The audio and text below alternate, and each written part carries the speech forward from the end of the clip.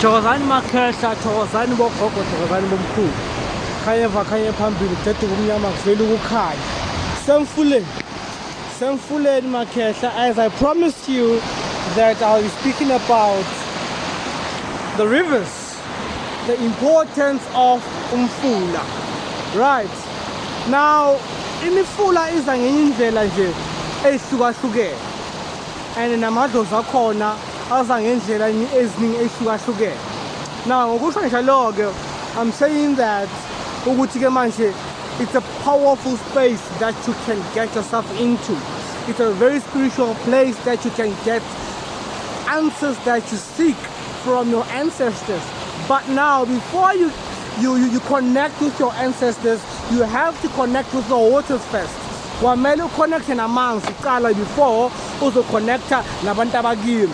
The water itself is just a foundation.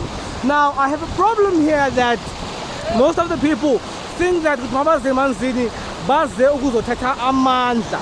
Baze ukuzothatha amandla wamanzi. Baze ukuzothatha umnikazi wamanzi and bazo izinto zomdala. Now, one thing that you should know is that amanzi has created its own shield. Way like dala nje makhehla, like dala ngenye indlela ukuthi ke manje iminyango yokuthi uthwasele emanzini ivaliwe. Now abantu abaningi bacanga ukuthi mazothwasa emanzini ke manje uzohlala khona uzoba njani. I don't think so. One thing that we need to know is that we have found the formula. The formula is what it was created under the waters.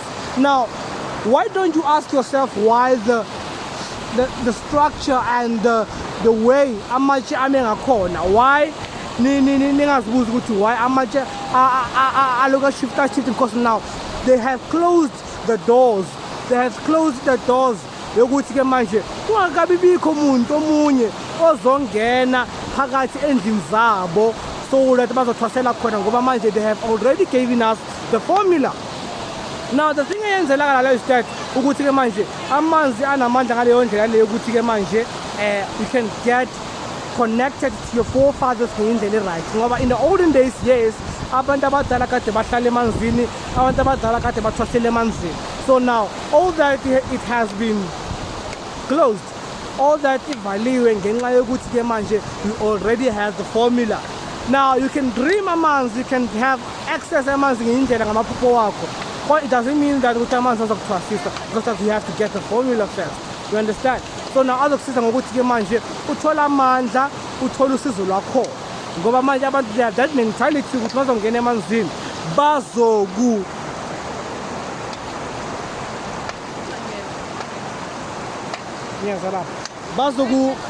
ngazothatha amandla wakhona, and then after that izinto zakhona nje zibasebenze ngaleyo ndlela leyo. Kanti amanzi awasebenzi ngaleyo ndlela leyo mntana ekhehla afuna ukuthi wahloniphe. Angeke uye emanzini onensila, angeke uye emanzini ucethe ukulala nomuntu wesifazane nomuntu wesilisa ngoba yinsila yodwa leyo. So kwamele wahloniphe ngale ndlela, kwamele wazilele.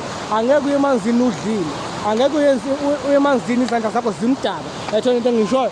So now izinto zakho zihamba kwamele uzilungise ngale ndlela leyo ukuthi ke manje wahloniphe ngoba manje at some point masemanzini asi to umnikazi wamanzi kuphela, we go to the water itself. The water itself is an energy.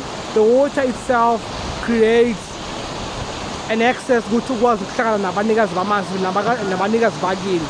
And at some point abantu abadala bahlangana nawo ngaleyo ndlela leyo ukuthi manje ube connected because of it's like they create a reflection so that ukuthi ukwazi ukubona isithunzi sabo nesithunzi sakho sihlangana.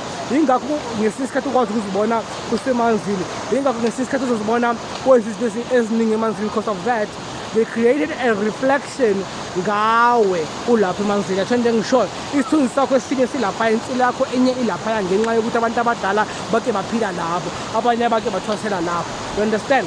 So now you are connected to the waters because of now your isithunzi sakho nje sihlezi silapha sonke isikhathi. So now this is just a brief.